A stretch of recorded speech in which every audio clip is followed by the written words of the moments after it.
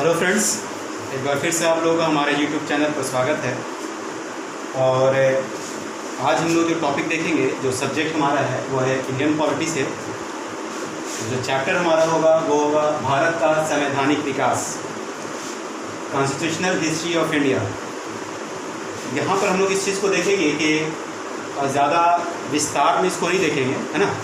सिर्फ ये करेंगे कि जो 1600 ईस्वी का राजलेख था, चार्टर एक्ट जिसको बोलते हैं, 1726, 1773 और एक्ट ऑफ सेटलमेंट, है ना। बस यही हम तीन चीज़ को लेकर के, चार चीज़ को अभी हम लेकर के चलेंगे, ठीक है। और इधर से बहुत ज़्यादा क्वेश्चन नहीं आता। देखिए, संवैधानिक विकास से तो बहुत सारे क्वेश्चन आते हैं, मगर इनिशियली यहाँ पर बहुत ज़्यादा आपको क्वेश्चन नहीं देखने को मिलेगा। तो इसलिए हम इस पर ज़्यादा समय नहीं देंगे, बहुत शॉर्ट में इसको हम लोग खत्म कर देंगे, ठीक है। तो पहला जो हम लोग देख रहे हैं, और मैं पहले फिर दोहरा देता हूँ आपको कि अभी जो हम पढ़ाएंगे या जो बताएंगे उसमें एक लाइन होगा, या ये जो भी आप देख रहे हैं ये केवल आप इसके लाइन को काउंट करके आप क्वेश्चन नहीं समझेंगे, बल्कि इसको मल्टीप्लाई 4 कर दें, 6 कर दें, उतना गुना ज़्यादा आपको इधर से क्वेश्चन आने की संभावना आपको होगी, उतने सारे क्वेश्चन आप डील कर पाएंगे, है ना। मतलब कि एक लाइन या एक चैप्टर को या एक राजलेख को अगर हम लिखाएंगे तो कम से कम आप 4-5 क्वेश्चन जो है सो सॉल्व कर पाने में आप सक्षम हो जाएंगे, ठीक है।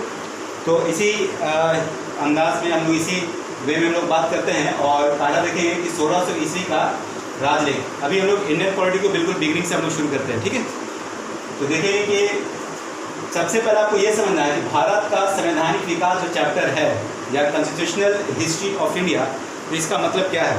देखिए, आज जो हम लोग संविधान जान रहे हैं, आपके जो वर्तमान 2020 से सीधा सीधा इसका कनेक्शन है।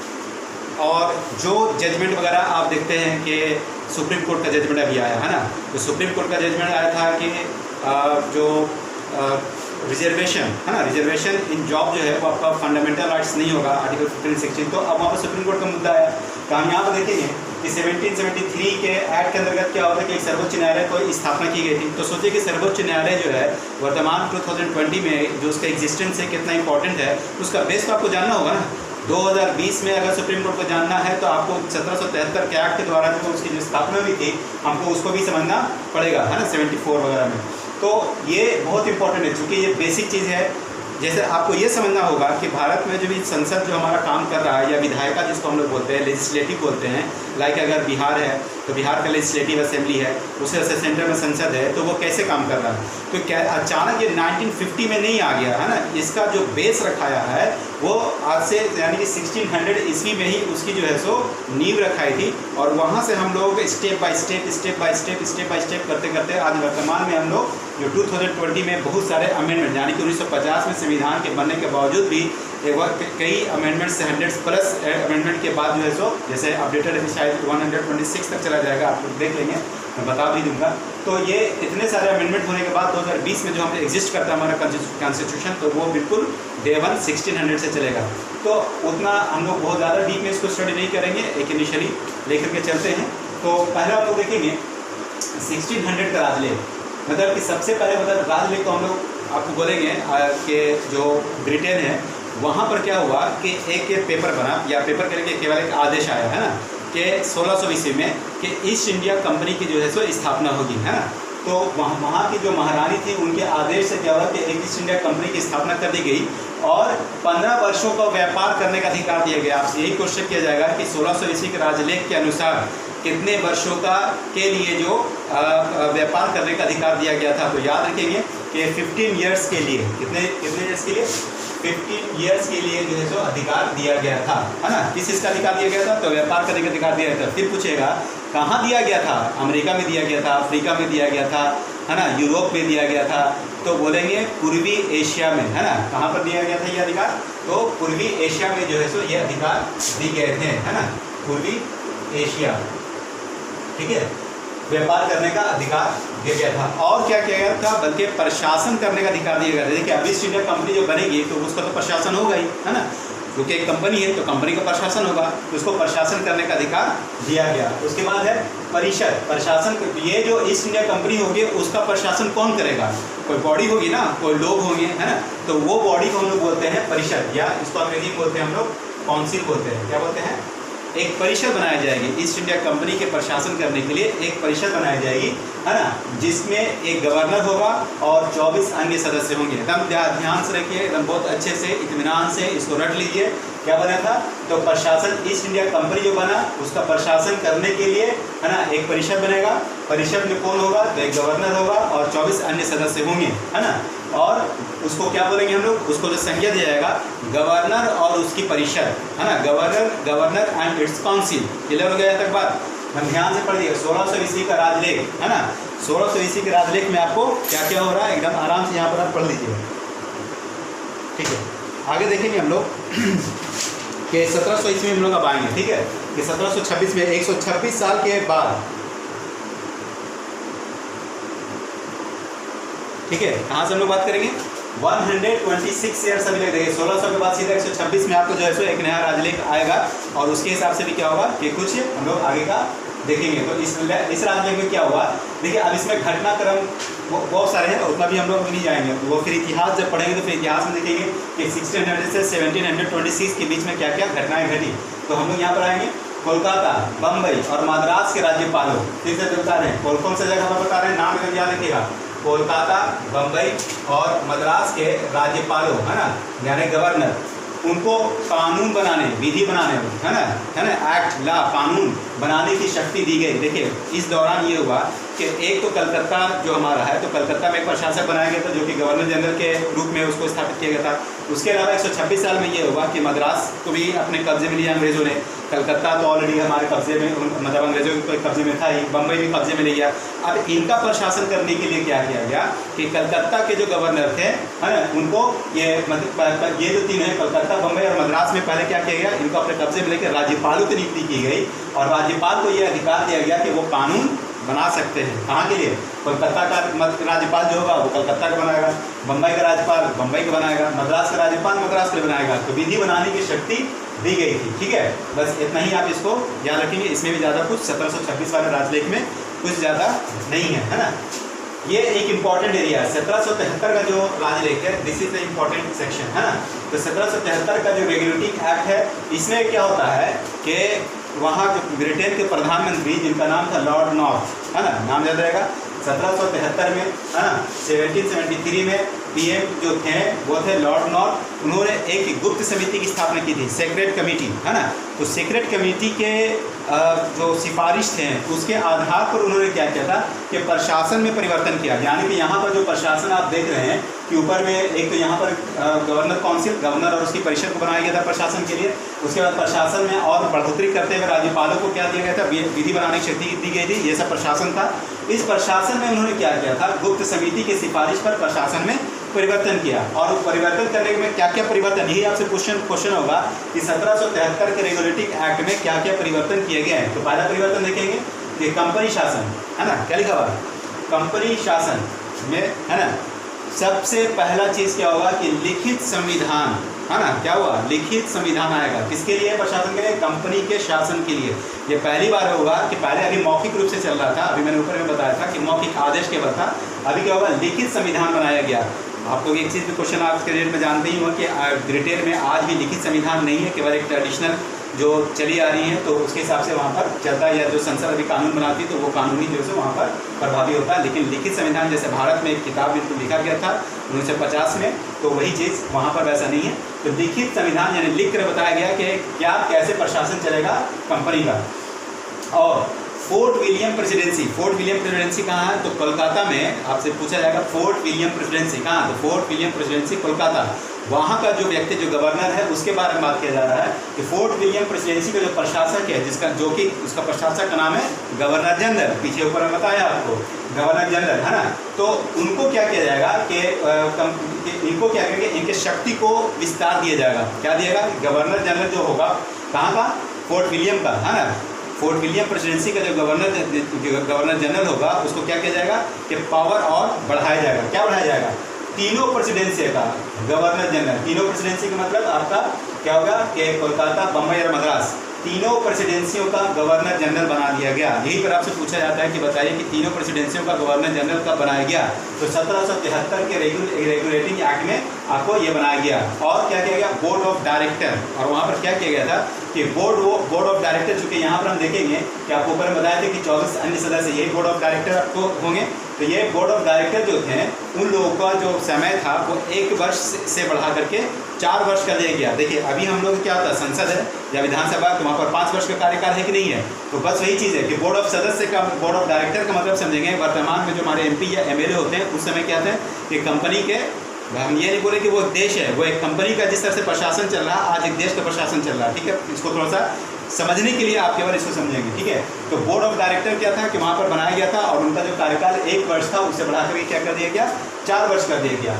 और फिर क्या किया गया कि 1/4 है ना, यानी 25% जो मेंबर हुआ करते थे उनका 1/4 सदस्य को हर साल रिटायर कर दिया जाता था। अभी भी हम जानते हैं कि राज्यसभा जो हमारा है तो वहाँ पर भी क्या किया जाता है कि 2 वर्ष पर क्या करते हैं 2/3 सदस्य को हम लोग वहाँ से ये करते हैं, रिटायर्ड हो जाते हैं वो लोग।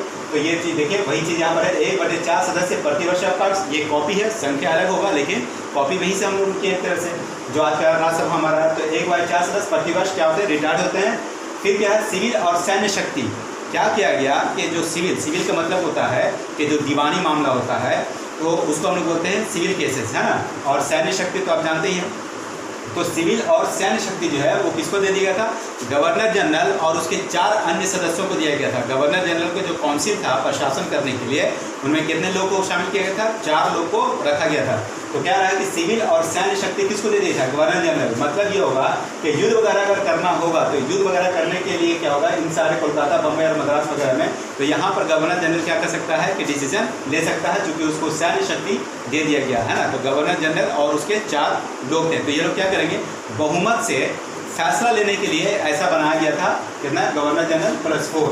गवर्नर जनरल क्या होता है, निर्णायक मत देगा। मतलब कि कहने मतलब है कि जो यहाँ पर इन सबको मिला करके, ये जो सबको मिला के कितने लोग हो जाएंगे, तो 5 लोग हो जाएंगे, है ना। गवर्नर जनरल +4 में कितने, 5 लोग होंगे। तो कोई फैसला किया जाएगा तो 2+2 अगर आपका क्या होगा कि वोट पड़ जाएगा तो गवर्नर जनरल क्या करेगा कि निर्णायक मत देगा, है ना। गवर्नर जनरल क्या करेगा, निर्णायक मत। निर्णायक मत का मतलब ये समझेंगे आप कि गवर्नर जनरल अगर वोट करने की बारी आएगी तो गवर्नर जनरल तुरंत वोट नहीं करेगा, पहले जो 4 अन्य सदस्य पहले वो वोट करेंगे, पहले वहाँ पर देख लिया जाएगा, तब जा करके आपका जब 2+2 अगर हो जाता है, यानी कि जो टाई हो गया कोई फैसला लेने में, तो फिर क्या होगा, गवर्नर जनरल अपना निर्णायक मत देगा। देखिए ठीक वैसे ही जैसे वर्तमान में हमारे लोकसभा अध्यक्ष निर्णायक मत देते हैं, कि आप पढ़े होंगे, निर्णायक मत अभी हमारे लोकसभा अध्यक्ष देते हैं। तो क्या होता है, उनसे एक न्यूट्रल होने का उम्मीद किया जाता है कि अगर मान लिया कि कोई बिल आता है, वो बिल के अगर मान लिया कि ऐसा है कि जो टोटल MP जो है सदन में बैठे हुए हैं उन्होंने अगर वोट किया तो वो सब बराबर हो गया, तब ऐसे समय में जो है सो ज़रूरत पड़ती है हमारे लोकसभा अध्यक्ष की, अन्यथा उनको वोट करने की ज़रूरत आम दिनों में नहीं पड़ती है। तो यहाँ पर भी वही चीज़ होगा, कोई फैसला, अंतिम फैसला लेने के लिए निर्णायक मत दिया जाएगा। उसके बाद क्या है कि 1774 में, 1773 का रेगुलेटिंग एक्ट है ना। 1773 के रेगुलेटिंग एक्ट के अनुसार 1774 में कलकत्ता में सर्वोच्च न्यायालय की स्थापना की गई थी, जो कि 4 सदस्य उसमें थे, है ना। आप पढ़े भी होंगे 4, है ना। कितने थे, 1773 के रेगुलेटिंग एक्ट के अंतर्गत, है ना। देखिए यहाँ पर 1773 रेगुलेटिंग एक्ट कौन सा, 1773, और समय वर्ष क्या है, 1774। कहने मतलब है 2 तरह से क्वेश्चन होगा। सुप्रीम कोर्ट की स्थापना कौन से एक्ट से की गई थी, तो बोलेंगे रेगुलेटिंग एक्ट 1773। पूछा जाएगा कि सुप्रीम कोर्ट की स्थापना कब हुई थी, तो 1774। स्थापना बिल्डिंग जो बना, तैयार हुआ, लोग आए, काम काज शुरू हुआ 1774 से, लेकिन सुप्रीम कोर्ट होगा ये बात कब बताया गया, 1773 में बताया गया। इसको ठीक से समझिएगा, अक्सर मिस करते हैं यहाँ पर। तो 1774 में कहाँ बना था, तो सर्वोच्च न्यायालय कलकत्ता में बना था, जिसमें 4 मेंबर थे, और जो पहले न्यायाधीश थे वो थे सर एलिजा इम्पे, है ना। इसको यहाँ पर भी आप लोगों ने देखा होगा, क्या नाम था इनका, सर एलिजा इम्पे, है ना। सर एलिजा इम्पे जो थे वो क्या थे, के जज थे, है ना। अब और इसकी जो अपील की जाती थी, अगर मान लिया कि अगर सुप्रीम कोर्ट से, यहाँ सर्वोच्च न्यायालय से अगर आप कोई फैसला अगर दिया जाता है, if you are not satisfied with that decision, है ना, then where you have to go, then you have to go England, है ना। मतलब कहाँ, प्रिवी काउंसिल। प्रिवी काउंसिल कहाँ होता था, तो ये इंग्लैंड में हुआ करता था, याद रखेंगे। प्रिवी काउंसिल कहाँ होता था, तो इंग्लैंड में। तो प्रिवी काउंसिल में क्या होता था, तो प्रिवी काउंसिल में आपका भारत में जो कोलकाता में जो सर्वोच्च न्यायालय का जो फैसला होता था, अगर उससे कोई सेटिस्फाइड नहीं होता था तो आप प्रिवी काउंसिल में जाकर के आप अपील कर सकते थे। अब समस्या यहाँ पर यह था कि भारत में आपको कोई फैसला दिया गया है, बताइए कौन होगा जो इंग्लैंड जाएगा। आज के डेट में तो इंग्लैंड जाना तो लोग कितना मुश्किल है, उस ज़माने में कौन जाता होगा इंग्लैंड। ये अपील करने के लिए। यहाँ तो जो कन्याकुमारी में, मद्रास में, अरुणाचल प्रदेश और त्रिपुरा के लोग तो सुप्रीम कोर्ट दिल्ली पहुँचने में तो हालत खराब हो जाता है ना। तो आप समझिएगा व्यथा को, समझिए कितना कॉम्प्लिकेटेड चीज़ था। और उस पर से क्या था कि ये प्रिवी काउंसिल 5,000 रुपये से अधिक का अगर कोई मामला होता था तो जाकर के आप अपील वहाँ पर कर सकते थे, ऐसा बताया गया था। आगे है कि इसमें ये भी बताया गया 1773 का जो रेगुलेटिंग एक्ट था कि बिना लाइसेंस का, यानी कि जो कंपनी के जो सदस्य जो लोग होते थे या कंपनी के जो कर्मचारी थे उन लोगों को मना किया गया था कि without license you can not do business in India, है ना। भारत में आप क्या करेंगे कि बिना लाइसेंस लिए हुए आपको व्यापार नहीं करने दिया जाएगा, यानी कि बिना लाइसेंस पर व्यापार प्रतिबंध किया गया था कंपनी के सदस्यों को। यानी कि आपको इंग्लैंड से क्या करना पड़ेगा, कंपनी से क्या करना होगा कि आपको लाइसेंस लेना होगा, तब जाकर के आप भारत में व्यापार कर सकते हो। अब क्या होगा कि ये पॉइंट आप ठीक से समझा देंगे एक एक चीज़ को, है ना। आप इसको पॉज कर करके आप अपना नोट बना लेंगे और लेक्चर को सुन लेंगे ठीक से। दोबारा, संशोधनात्मक अधिनियम, संशोधनात्मक का मतलब होता है अमेंडमेंट, बदलाव, चेंजेस। ऐसा हुआ कि 1781 में, कब हुआ था, 1781 में, 1781 में ऐसा महसूस हुआ कि there is a something wrong in this 1773 regulating acts, that's why we have to change something, है ना। लोगों को ऐसा महसूस हुआ, प्रशासकों को ऐसा लगा कि कुछ जो है 1773 में जो है यहाँ पर कुछ कमी है ना, उसको ठीक किया जाए। तो उसके लिए हम लोगों ने बनाया एक्ट ऑफ सेटलमेंट, है ना। तो किस लिए बनाया था, तो रेगुलेटिंग एक्ट, मतलब रेगुलेटिंग एक्ट में कमियों को दूर करने के लिए। क्या किस लिए बनाया गया था, रेगुलेटिंग एक्ट की कमियों को दूर करने के लिए।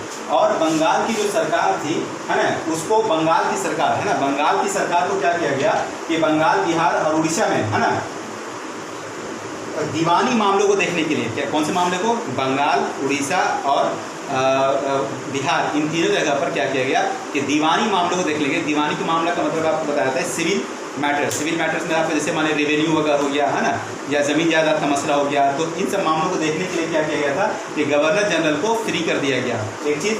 दूसरा किया गया और ये क्या किया गया कि गवर्नर जनरल और उसकी काउंसिल को क्या किया कि सर्वोच्च न्यायालय से फ्री कर दिया गया। इसका मतलब ये होगा कि अगर गवर्नर जनरल किसी मामले में कल्प्रिट होता है, कोई गलती कर देता है, तो वैसे में सर्वोच्च न्यायालय में उसके खिलाफ कोई केस वगैरह नहीं किया जा सकता। सर्वोच्च, जैसे वर्तमान में समझिएगा कि अगर मान ली हमारी गवर्नमेंट है, कोई सौदा करती है या कोई निर्णय लेता है, कोई फैसला लेता है, सौदा का मतलब यहाँ पर क्या है कि कोई बिजनेस, कोई ट्रेड करता है, जैसे राफेल का मैटर हुआ।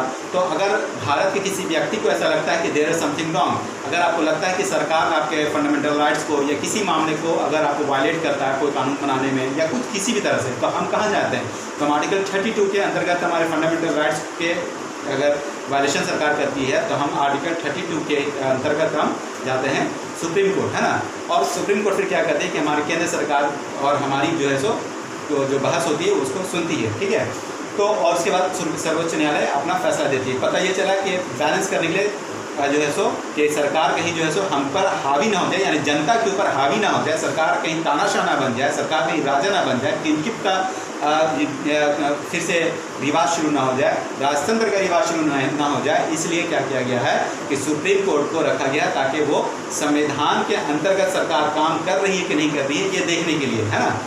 सुप्रीम कोर्ट क्या करता है, सिर्फ पुलिसिंग है ना, यानी कि सिर्फ संविधान को क्या करता है, देखता है सुप्रीम कोर्ट कि कहीं सरकार जो है संविधान के बाहर जाकर के तो काम नहीं कर रहा, इस बात का ख्याल सर्वोच्च न्यायालय करता है। तो मतलब क्या हुआ कि सरकार किससे बाहर नहीं जा सकती, संविधान के बाहर नहीं जा सकती है, उसको बॉन्ड किया गया, प्रतिबंध किया गया है बहुत सारे मामलों में सरकार को। तो इसका फैसला सर्वोच्च न्यायालय करेगा।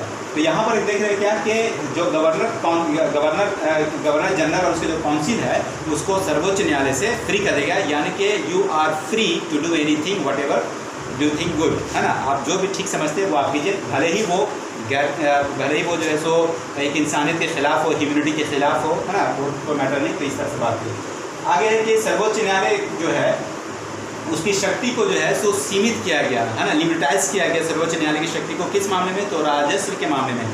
यानी कि फिर वही बात हम कर के अगर मान लिया कि गवर्नर जनरल और उसकी काउंसिल राजस्व के मामले में अगर कोई फैसला करता है, कोई निर्णय लेता है, अगर वो ह्यूमैनिटी के खिलाफ है, तो सर्वोच्च न्यायालय उसमें इंटरप्ट नहीं कर सकती है। यानी कि सर्वोच्च न्यायालय को राजस्व की अधिकारिता से बाहर रखा गया, दूर रखा गया, है ना। वो उस फील्ड में राजस्व के मामले में इंटर नहीं कर सकती है, ठीक है। तो इस तरह से क्या हुआ कि हमारा ये पूरा आपका क्या हो जो है सो 4 रेगुलेटिंग एक्ट हमने देखा, 1600 का, 1726 का, 1773 का और संशोधनात्मक अधिनियम देखा।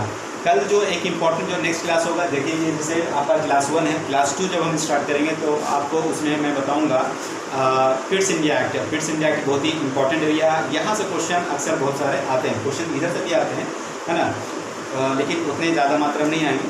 लेकिन फिट्स इंडिया एक्ट जो है सो इन सारे जो संवैधानिक इतिहास जो हमारा है तो उसमें क्या होता है कि सबसे ज़्यादा क्वेश्चन अगर आता है तो फिट्स इंडिया एक्ट वगैरह से आता है। तो ठीक है, तो इसी के हिसाब से आज की सभा हम समाप्त करते हैं। बाकी best of luck to all of you, thank you.